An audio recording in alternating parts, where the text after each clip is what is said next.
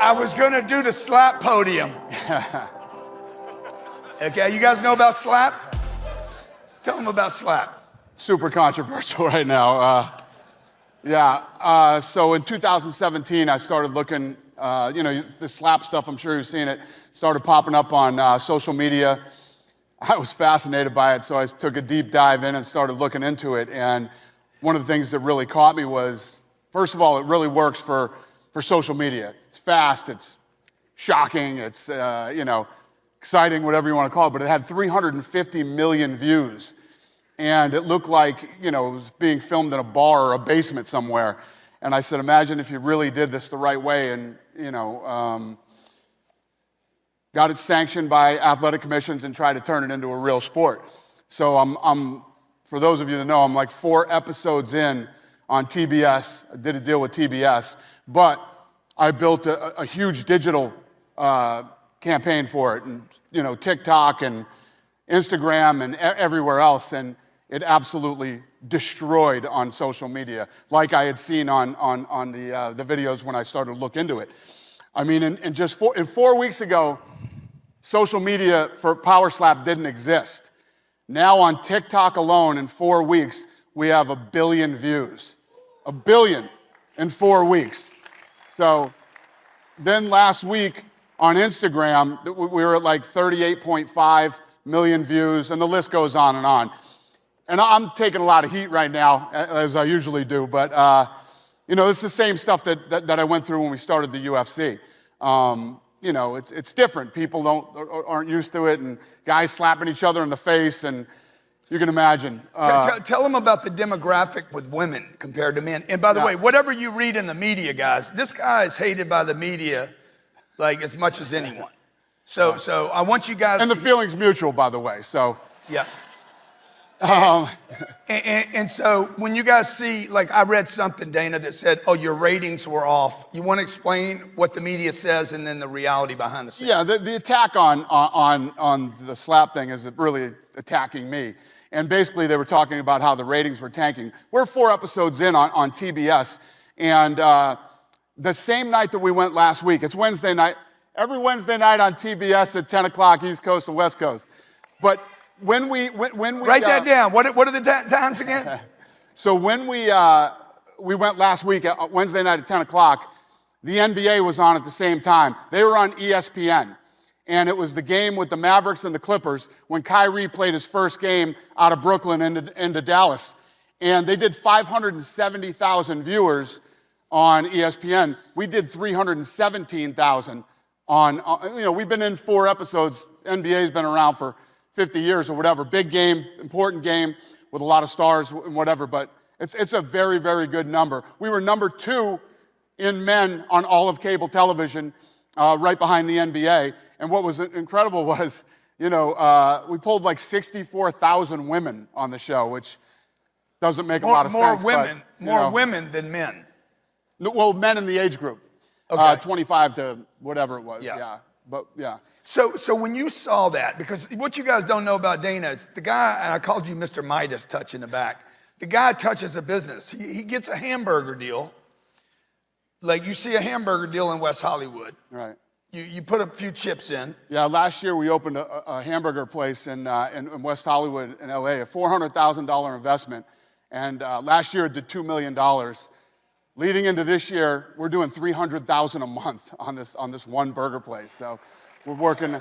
Thank you. We're working on a strategy to make them bigger. What's incredible is a lot of people don't realize this, but when you look at the burger business, In-N-Out Burger's a $4 billion business. Shake Shack, $4 billion business. Five Guys, $3.5 billion business. We like burgers in America, and if you can make the right burger, you hit it. Irv's Burgers in West Hollywood, if you're open 7 LA, days a check week. It out. So when you see something like that, Dana, I mean, you're not a burger guy. You weren't in the UFC. I am a burger guy, actually. No, but you eat burgers. Yeah. You don't make them. Do you make them for people? You do sell burgers? Yeah. Do I sell? Well, now you sell burgers. Yeah. But I'm saying you don't. What are you asking me right now? You don't come from the burger business. Fuck it. You ain't McDonald's, Right. Yeah, I don't come from a burger background. Yeah. No, so you see this thing, you're like, fuck, I'm gonna put some money in that. I see people slapping each other. I'm gonna put some money in it. I see people, grown men wrestling. tapping each other. I'm going to do that thing. Like, what do you see that we miss? I get involved in things that, I look at things that I love burgers. I saw the slapping thing and I got it. Yeah. When you think about, they're doing this stuff out of Russia and Poland, and it's on the internet, and it's pulling think about how hard it is to pull 350 million views on the internet. I looked at it and said, there's something there. Right. There's definitely something there, and if this was done the right way, and when you talk about it, you're going to see a lot of stuff about health and safety. There's nobody better in combat sports at health and safety than me. We bought the UFC in 2001. 2001 to 2023, there's never been a death or serious injury in the UFC. From 2001 to 2023, there's been 34 deaths in boxing. And these guys are talking about slap. I'm going to do the same exact medical protocol that we do for the UFC for the slap guys. So, and the other thing is, when an average boxing match, a guy takes 400 to 600 punches in an average boxing match, and that doesn't include the sparring they did to get ready for it. These slap guys take 3 slaps or less in an event and go through the same medical testing as the professional fighters do. So, how many slaps could I take? Well, how many slaps? Depends on who's slapping you. Well, one of these guys. A half a slap. Wow. A half a slap. Yeah. You and me don't want to be getting slapped, I can tell you that right now. All I can slap is my credit card.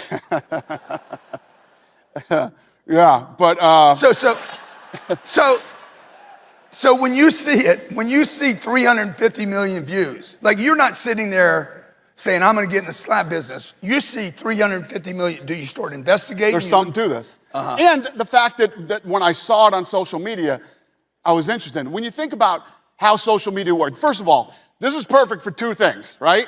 First, social media. The attention span on social media is like this.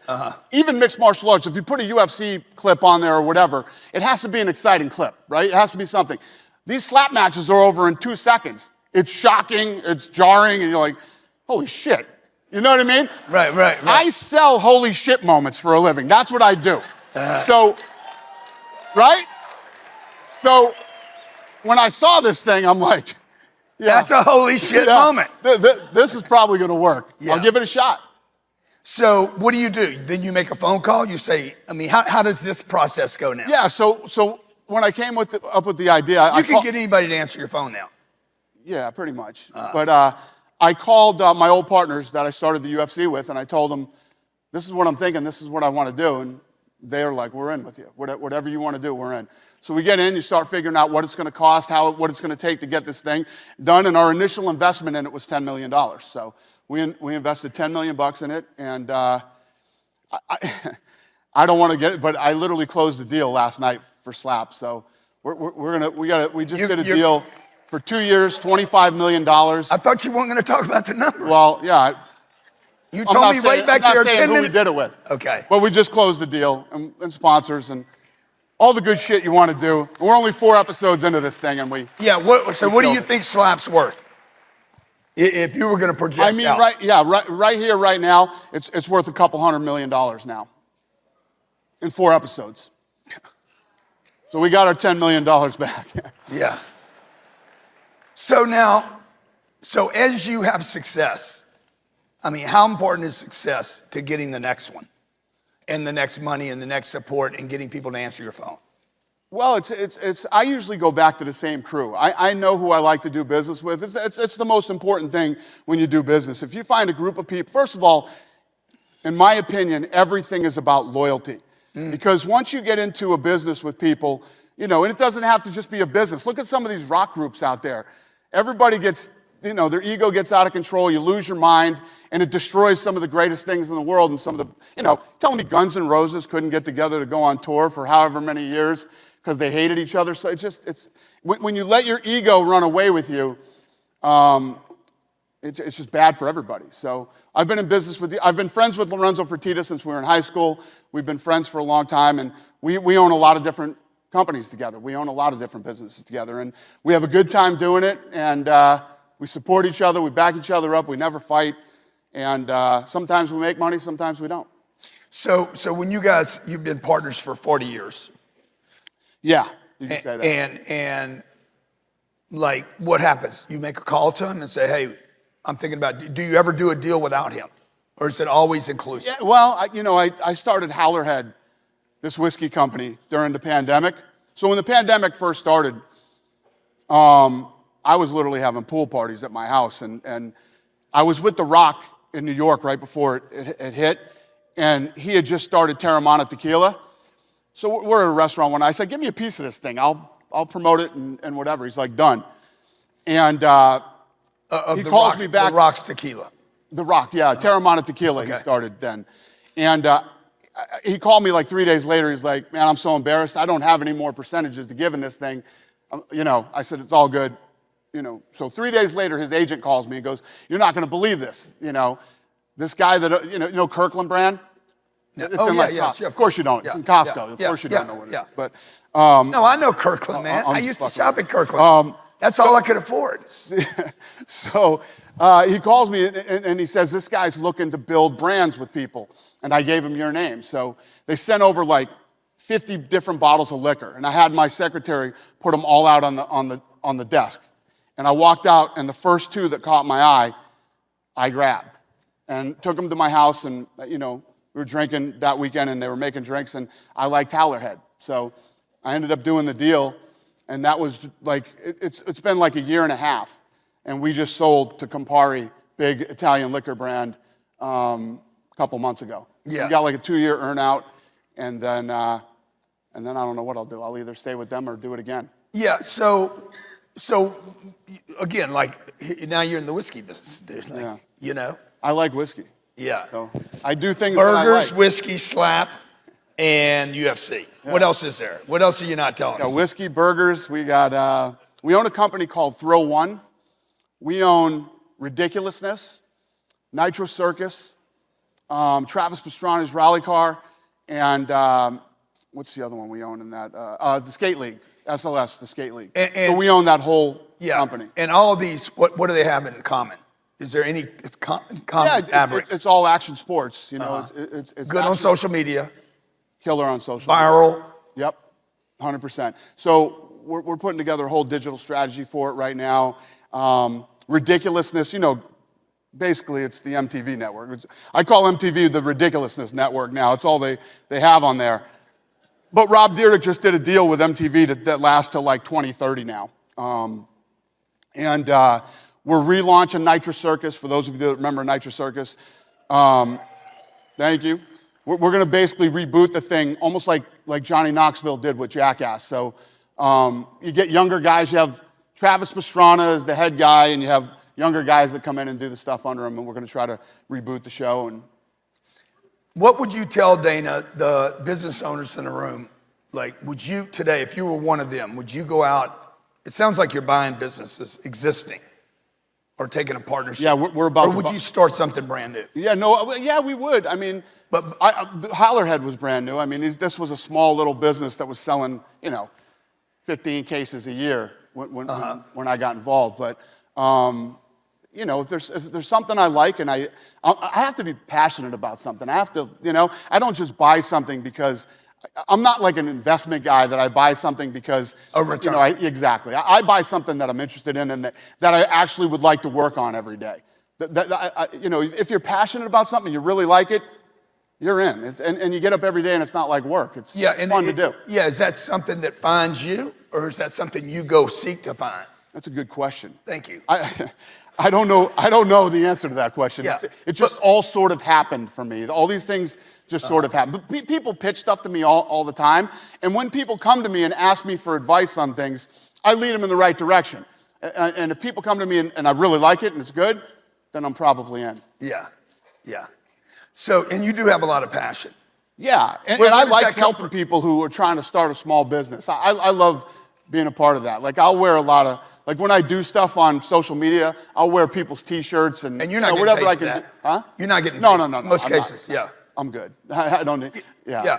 So his house, you ought to see this guy's house. He's got the most ridiculous house I've ever been in. So why do you do that though? Because I can tell when you do that you're promoting somebody's brand, or I've seen you do your. Well, it's like 10X Health. Let's talk about that. Let's talk about it. So I mean, if you guys Tell haven't them the seen, story. Tell them the story how you got involved. yeah, if you haven't seen me talk about this, for those of you that remember Casey Kasem, the big DJ that used to do the top 40, so me and his daughter have been friends for 25 years, and she's close to him and his wife too. And she called me one day and she said, I love you, you're one of my best friends, I could never repay you for all the things you've done for me.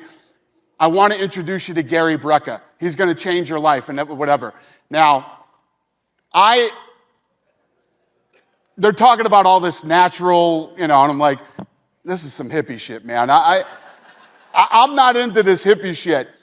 And, and I was pretty messed up at the time physically. I was messed up. I weighed 236 pounds. I weigh 195 now. I mean, we don't have enough time for me to run through the list of all the things that were wrong with me, right? So Gary Brecka calls me one day, he reaches out to me, and he says, hey, I'm in Vegas. We should get together and whatever. I said, you don't want to come over here. I'm sick right now, and why don't we wait? He goes, well, want me to come over and cure you? I go, Gary. Yeah, buddy. There's Brecka right there. Come on over and cure me. Yeah. So I'm telling you, you were being like super pessimist, skeptical. I thought he was a lunatic. I said, well, he is a lunatic. Yeah, this guy just said he's going to come over and cure me. Yeah. So he comes over, and you're feeling like shit. I shit you not. 2 hours later, I felt like $1 million. It was the craziest thing ever. So while he was there, I was going to this. My son just turned 21, and we were going to Miami, and so we set it up for him to come and do my blood work and all that stuff. Well, I found out that he was a mortality expert, and he could tell you when you're going to die. And I became obsessed. That's all I wanted to know.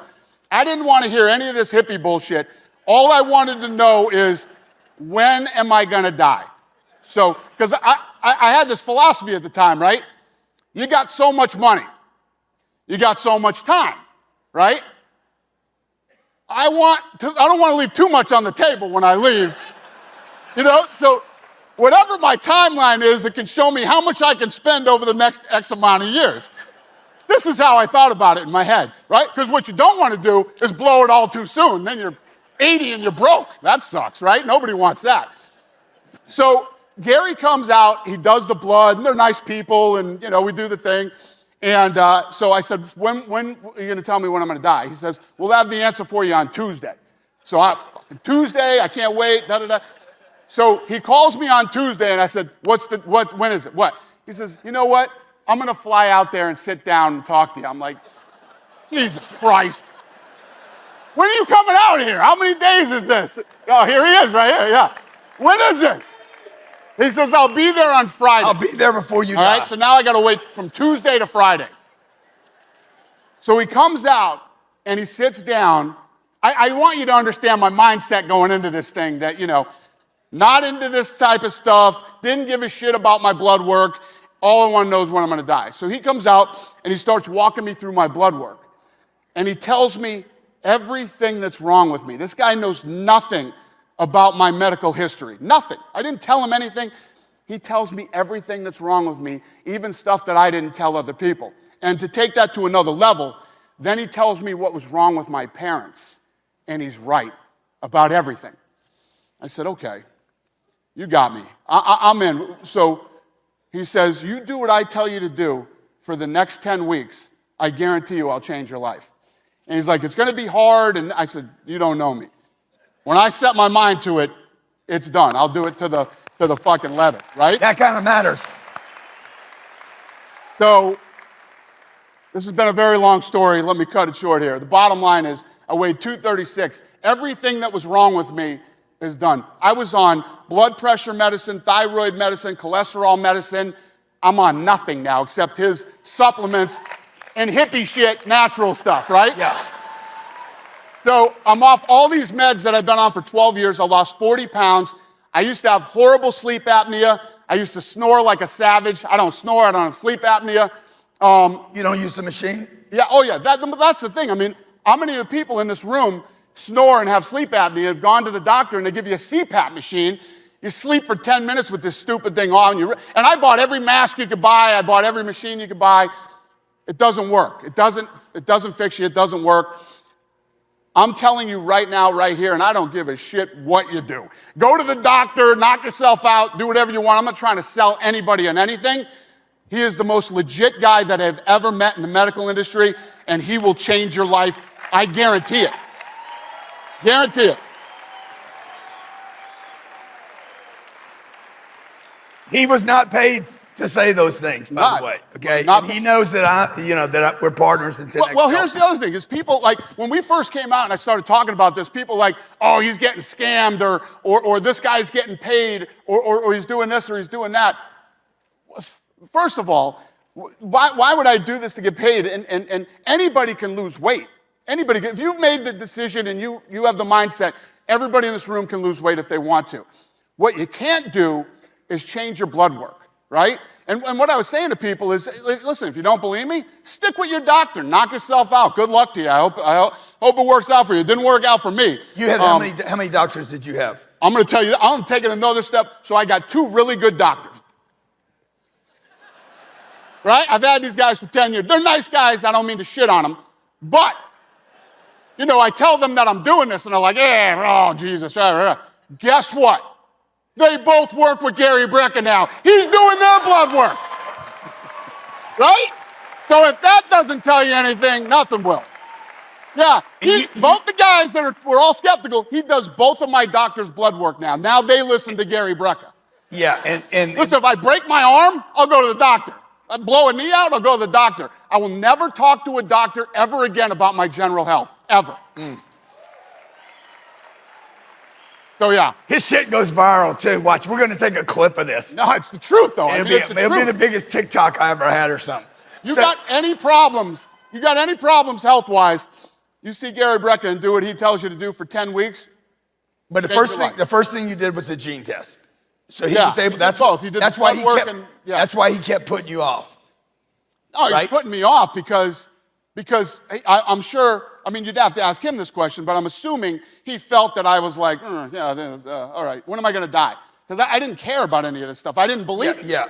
I didn't believe in it. I thought it was bullshit. Yeah. So, he's the kind of guy, Gary Brecka is so passionate about what he does. He is when passionate. he gets you in the room and starts walking you through it, and the other thing that he's good at is breaking it down. Listen, none of us are doctors, right? We don't understand half this shit. I don't understand half. When he gets in the room and starts breaking it down, it makes sense to you. Yeah. It makes sense. So his philosophy is this. When you get put on these pills and the medicine, that's all these doctors know how to do. They don't fix anything. What they do is they put you on medicine. And then that medicine has 10 other side effects that fucks you up in 10 different ways, right? So then you go in and go, now my legs hurt. All right, I'll put you on this pill. Now we'll put you on this pill. Before you know it, you're taking a handful of pills and you still feel like shit, right? And you do this for years. And then it eventually starts to catch up with you where you feel so bad that you start going, you know what? This is what 50 feels like. That's it. So you give up. You just figure this is it. I'm going to be limping around for the next however many years I'm going to live. And it's not true. And then you tell the guy, I feel awesome. And he says, you don't feel awesome. What you feel is normal. This is what normal is supposed to feel like. And instead of everybody in this room is deficient in something, right? And what Gary does is he finds out what you're deficient in, puts the raw materials back in your body through supplements, and the body does the work itself. How does that not make sense? Right? Don't get me started on 10X Health. Be here for 30 minutes. This guy has sent us so much business. Like if I gave you guys some of the names of the people that are doing 10X Health now, this guy knows everybody. When I say everybody, that is not an exaggeration. Every person you'd want to meet. Which brings me to this question. You were a very, very strong supporter of Donald Trump. Right. This is probably the only room in the world where it's popular. Well, I brought him out last year. On our first morning. And we took so much shit for it. Yep. And I just brought him out. I didn't bring him out for the politics. I brought him out because I find him to be interesting. He's transitioned for long periods of time. He's a very strong voice. He was patriotic. I liked all that.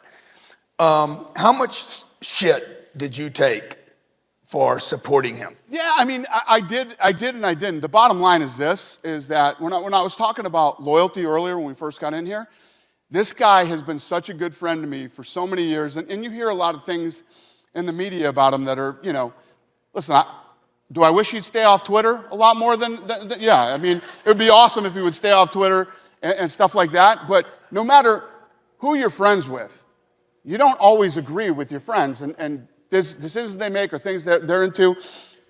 This is what I can tell you. Donald Trump is one of the most loyal, good friends that I've ever had, you know, and at the end of the day, we're all human beings and we all make mistakes, and I'm sure you guys saw I had one on New Year's Eve, you know, that happened to me that was whatever. The guy called me 4 times since it's happened to make sure that I'm all right, are you okay? And, you know, every time, you know, he always asks about how's your wife, how's your family, how's your kids. You know, he's a good human being, and he cares about people, and he loves this country. He truly loves this country. So he's a good man. So as much shit as you want to give me, yeah, it's like giving me shit about being friends with Lorenzo Fertitta. He's one of my very good friends. I love the guy, and you know, I openly support him. The thing is that's nutty right now is in this country, if you told me that you voted for Biden, I don't give a shit who you voted for. Right. It's your God-given right as an American to vote for whoever you want to. You know, it's like it's become this whole war that if you support a guy, you know, you're a racist, or you're a bad person, or you're a this, or you're that, and it makes a lot of people afraid to come out and be honest who they voted for. First of all, you shouldn't even ask anybody who they voted for anyway. That's your own personal choice and whatever. But and you and I were talking. This is not political. It's just about how somebody stands up in business. Like he could have been, as a businessman that owns the UFC, wants to expand his businesses and his legacy. He could have just said nothing, but he didn't. He decided to speak out. And I see you using social media. And you and I were having a conversation behind the scenes about never being dependent again upon a handle. Yeah, the scary thing about, we've all become, listen, if you guys own a business, starting a business or whatever it is, I've said it many times, the greatest marketing tool on earth ever in the history of the world is social media. It's amazing because whoever opts in to follow you is interested in you or what you're selling. Mm-hmm. You're speaking directly to your fan base. Now, back in the day before this, you know, we had to try to figure out our demographic and where are they and how do we reach them and how much money do we spend, what's the right amount, what's not enough, what's too much. So these are all things that are a nightmare in business. Then comes social media. And there are a lot of great things about social media, but there are also a lot of bad things about it. And now that Elon Musk bought Twitter, you're actually seeing it. Things that we already knew that was happening. For instance, I was just telling you in the back, Joe Rogan, right? Joe Rogan, listen to this, is one of the most powerful voices in the world right now, okay? He's got the #1 podcast in the world. He's in 96 countries and he's #1 in all 96 countries. And if you go on Instagram, right, I have 8 million followers on Instagram. Joe Rogan has 16 million followers. That's impossible. Joe Rogan should have 150 million. Floyd Mayweather has 35 million. Conor has 40 million. Joe Rogan has 16 million followers. You're saying he's Selena Gomez has 450 million followers. Uh-huh. Joe Rogan has 16 million. You're saying because he's the #1 podcast in the world. Shadow banned. He's on 4 or 5 times a week. Has been for years. Uh-huh. Yeah, Joe Rogan has double what I have. Joe Rogan should be so much bigger than me. And I've talked to him about this. And the thing is with Joe Rogan is he doesn't give a shit. So, you know what I mean? I've hammered him on this thing. Meaning what? He could care less. Joe Rogan is in a place in his life where he really doesn't give a shit about much. He's going to go in, and one of the things that's make Joe so great, and people continue to follow and listen, is that once you get to a certain level of success, there's a lot of things that you become afraid of. Oh, no, I don't want to say this. Oh, no, I don't want to support this guy. I better not do this or this will happen. Right. He doesn't give a shit. He does his homework. He goes in and he says what he feels and whatever. So during COVID, when all this COVID shit was going on, right? I told you the doctors that I had and all this stuff, right? When I got COVID, I called fucking Joe Rogan, okay? I didn't call my doctor. I didn't go on the website and look at the CDC.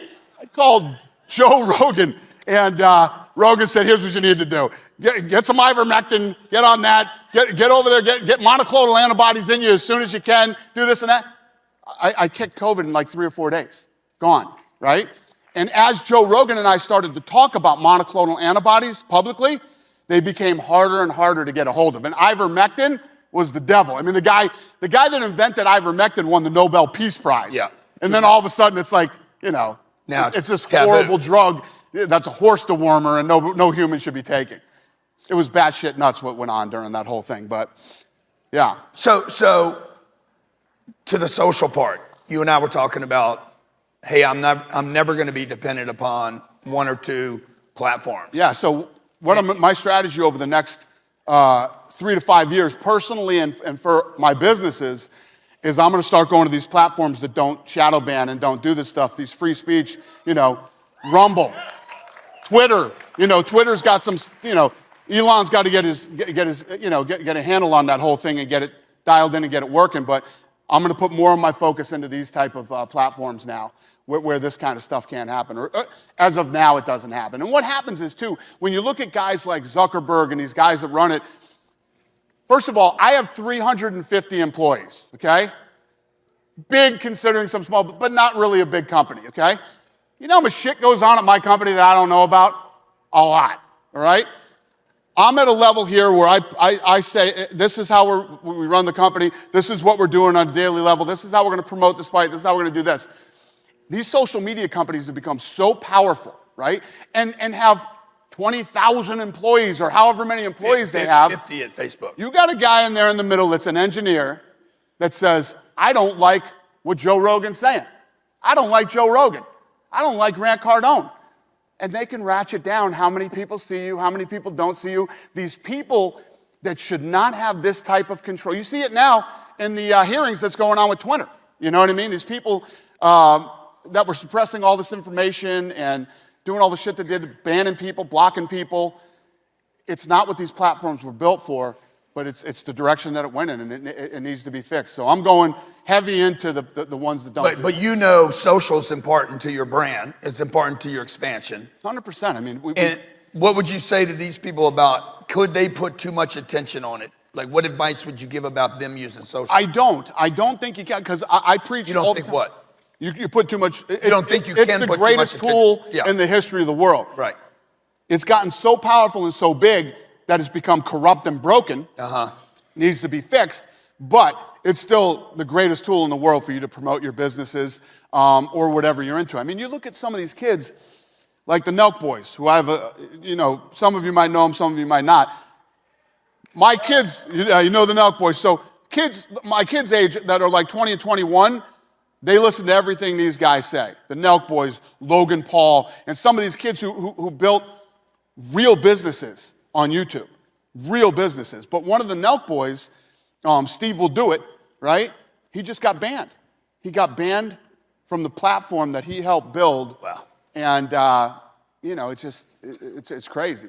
I can see, if you don't like something somebody does, give them a warning, you punish them, you do whatever. But to ban them for life from the platform is... Well, they removed a president. What's nuttier than that? I mean, what's nuttier than that? 100%. Yeah. No matter what side of the fence you sit on, if you're liberal or you're conservative, that alone should scare the shit out of you. Yeah. And none of what he did, by the way, violated any of the rules of Facebook 100%. or Twitter. Yeah, it's absolutely crazy. But, this was all a conspiracy theory until Elon Musk bought Twitter, and now it's all fact. And, right. And it absolutely makes sense. It's like the Joe Rogan thing. Yeah. Yeah. So, guys, I'm bringing all that up because for me, you guys know, and Dana said this in the back, he's like, you're always talking about money with your people. I said, yeah, because they need the example. People need to see the example of success. And you do this, your Friday thing. What's this, effing Friday? Yeah. Yeah, I do. Yeah. So why do you do that, bro? Because it started out as fun. I ate this chicken sandwich. This is back before the Gary Brecka days. I was eating this, I took 2 Krispy Kreme donuts and like Popeye's chicken and made a sandwich out of it. It was awesome, by the way. And what was the purpose of this? I like fried chicken. Okay. And I like donuts. So I wanted to see, how it tastes. So we came up with this concept called Fuck It Friday. So I eat all this crazy food. It's called Fuck It Friday. Yeah, Fuck It Friday. That's appropriate. It's the biggest thing that I do on social media. Wow. Every Friday, it does over 5 million views just on my platform alone, not all the other places it goes. And it's just something fun to do, and people love it, so I do it. I mean, I don't make any money off it or anything like that. But what's the importance of that? Like, should people be thinking about out-of-the-box ways to keep connected to an audience? 100%. Well, what you do is you look at, all right, Slap is a perfect example. Not everybody's going to love Slap, okay? There's a segment of the population globally that will like Slap. There's a big segment that will not. Combat sports like UFC, boxing, or whatever it may be, or whatever you do with your business, but the one thing that we all have in common is food. 100. We all like food. We're all interested in different types of food. We all like seeing, and food was like this just connection with everybody when I'm in a combat sports world that, keeps me away from some people. Food brings everybody in. And what did you say to me about the health piece in the back? You said you told me, gave me some advice about 10X Health in the back, because in line with this food thing so big, health is. Yeah. So I mean, I don't need to get back into what a big believer I am in 10X Health. You guys get it. But I truly believe that this thing is the future of healthcare. I really do. That's how much I believe in it. And Gary Brecka is brilliant. He's absolutely brilliant. And I think that if they built a massive... This is what he's telling me in the back. Yeah. Okay? Here in Vegas, first of all, how many of you people live in Vegas? Raise your hand. Okay. Okay, the healthcare here sucks, all right? If you go in for the common cold, they will kill you here in Las Vegas, okay?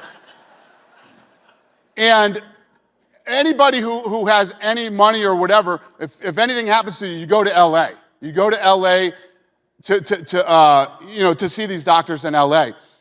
I think that if we built a big, and when I say we, I mean them, maybe me, I don't know. Maybe I can get in on it too, but you build a big box here where people can go in and get their blood work, they can get their gene test, and you have cold plunges, you have the alkaline pads, you have the oxygen, you have the red light beds. And people could come in for a few days and they could experience it, and people could learn how to take care of themselves and how to do this thing. Get in the routine. 100%.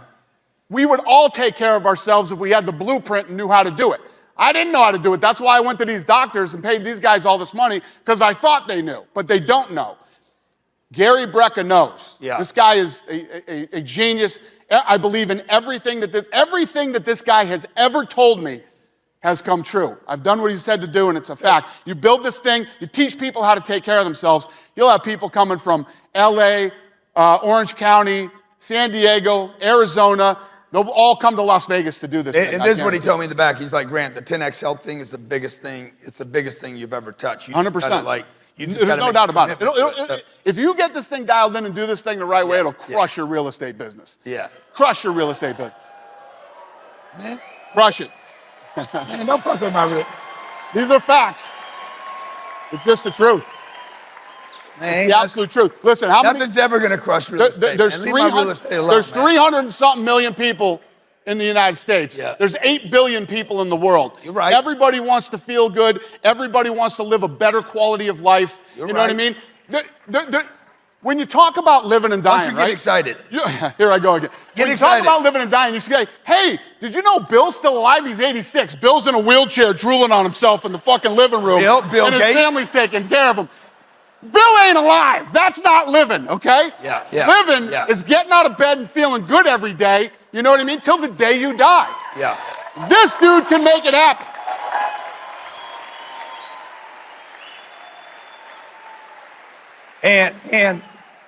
And we want to scale this. We want to get this to the world because it would make a big difference. And that's the kind of things that I go for. Like, to me, like health is, the word actually came from health. 100%. That's originally what it meant.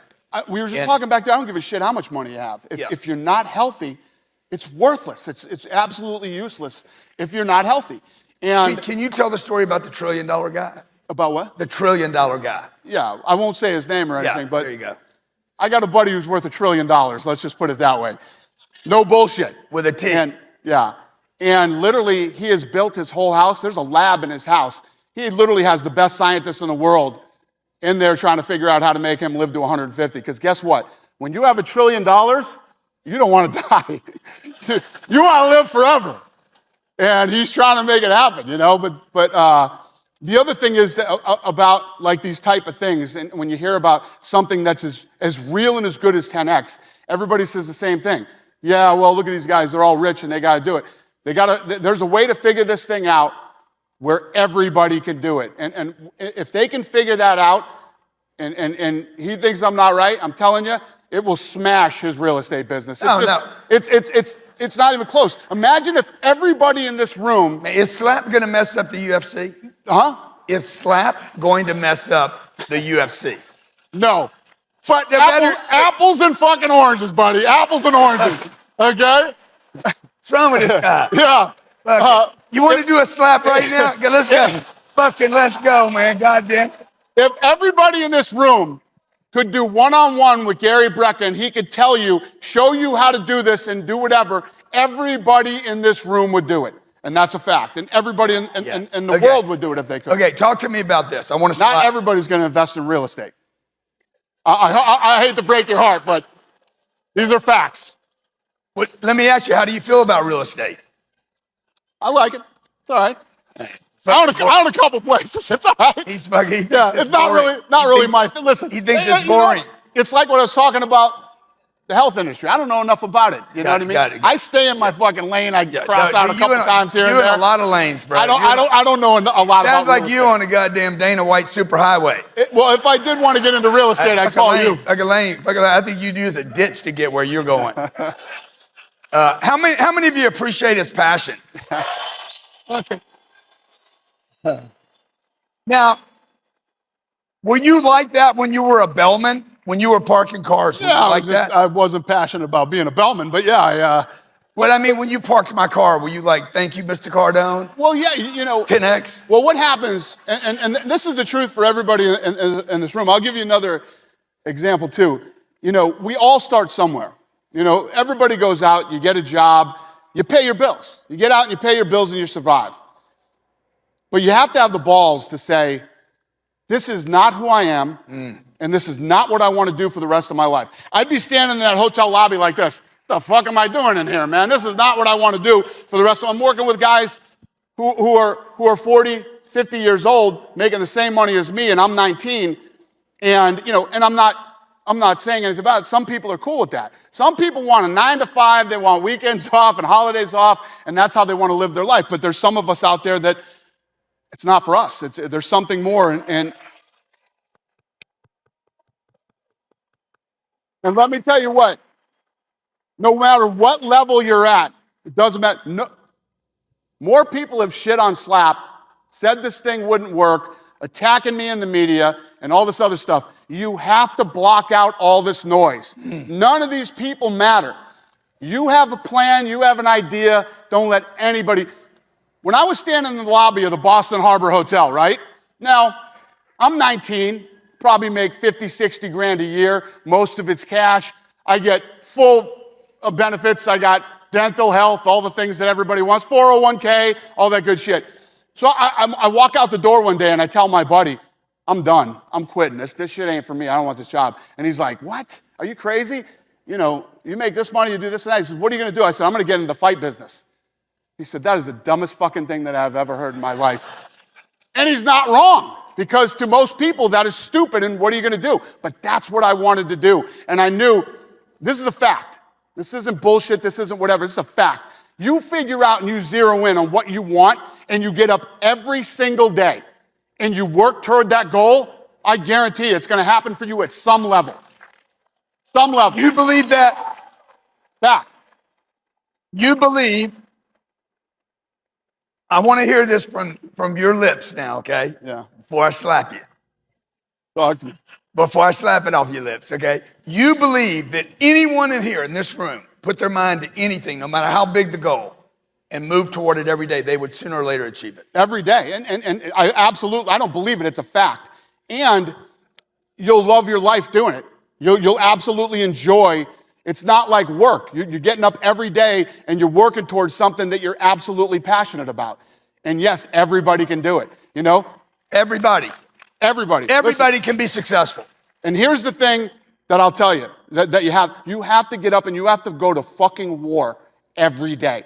When you get out of bed in the morning, life is standing right there to kick you in the face every day. It could be a flat tire, you run out of gas. It's all the little fucking things that add up and get you to the point where you're like, Jesus Christ, I'm ready to give up. You can't be that way. You got to fight back. You don't give up. You keep plugging and pushing through everything. There's going to be bad days and there's going to be amazing days. You got to treat every day the same. Truth. You should.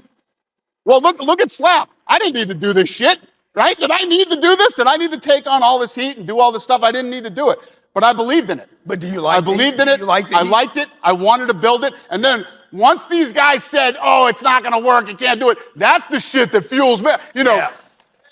I'm not that lazy rich guy that's I don't got to do anything anymore. Doubt me and see what happens. Now I want to shove it right up here. You know what I mean? So you got to let the negativity fuel you. It's the best. I love it. That's why I jump out of bed every morning. You like the criticism, haters. Listen, it's fuel. Let me tell you this. So get excited. Let's say you're on social media, right? And you got people saying horrible shit to you. Okay? Oh my God, look at this. This hurts my feelings and this and that and all bullshit. Let it fuel you. You need them. So I'm going to tell you a story right now. I shouldn't tell you this, but I'm going to tell you this. Yeah, you should. Should he tell us? So let me tell you what happens. And so if any of you follow me on social media or anything, you've seen this, and you probably think, this guy's out of his mind. He's a lunatic. Why is he even dealing with this shit? But people will go on there and they'll say things to you, right? So I go through and I read, and I love it all. I embrace the haters and the people who love me. All the shit's great. But what you do is, the haters are a very special breed of people. These are the type of losers that, 100. Imagine what the fuck is your life like if you're sitting in there all day, talking about something like that? I love these sick, twisted people, man. So what I'll do is I'll spend 15, 20, 30, whatever time I gotta go, and I'll fire back at them, right? And they go crazy. Right? And what it does is it starts to, there's so much activity on the post, the algorithm starts to kick in. Yeah. And your post gets bigger and more people see it because the algorithm says, oh shit, this is important. People are interested and people are talking about it. So I go in there and slap these guys around a little bit and they go crazy. And it literally, while they're trying to hurt you, they end up helping you. Exactly. In many, many ways.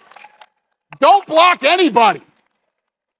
Embrace it. You don't block anybody. I don't block anybody. I love the haters. Yeah. And the thing is it's like, you know, when people say horrible shit to you, get ready, because if you ever become successful, get ready, because it's coming. You deal with a whole new level of nuts like you can't even believe, right? But you have to embrace it. And you know who you are, you know, and listen, you know, they come in and say, you know, oh, you're ugly, you're bald, you're fucking, yeah, okay, maybe I don't know. But who gives a shit? I could care less what these people think of me or say of me. Then you click on it and it's some guy with a private account with 3 followers. So, I mean, at the end of the day, embrace it. Don't block anybody. Keep all the weirdos on there, man. It'll only help you in the long run. Love it. Last question. How good has this been, huh? Great job. And here's the other thing, too. One more thing before you. Please, go ahead. You know, like the thing that I talked about that I dealt with last month. It's your $25 million dinner you're going to. You know, we all make mistakes, right? And we live in this cancel culture right now where everybody, you do one little thing wrong, everybody wants to cancel you, right? And I can understand for some of these guys that have that type of personality. Like, okay, I did something wrong, you know, this, that, and I'm just going to go away. I'm going to go hide somewhere. I got plenty of money. I can go I can go on a fucking vacation somewhere and do, fuck that shit. You know what you do? You dig in and you wake up every morning and you come out swinging. Nobody determines your fate but you. You determine your fate. The media doesn't. Social media doesn't. Nobody determines your fate but you. If you want to roll over and play dead, I get it. I mean, maybe you're just done and you're exhausted and you don't want to do it anymore. But if you love what you do and you're passionate about it, forget all these guys, man. You determine your fate. Don't let anybody try to determine your fate.